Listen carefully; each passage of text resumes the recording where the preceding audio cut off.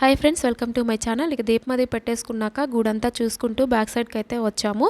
ఇక్కడ ఈ చెట్టుకి పిల్లలు లేని వాళ్ళు ఉయ్యాలు కడుతూ ఉంటారు. అలాగే వాళ్ళ కోరికలు ఇవన్నీ ముడుపుల రూపంలో కడుతూ ఉంటారనమాట.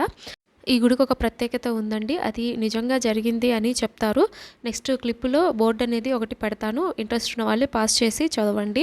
ఇక్కడ షార్ట్ వీడియో కాబట్టి అంతా చెప్పలేను, అందుకని ఈ చెట్టు గురించి కొద్దిగా చెప్తాను.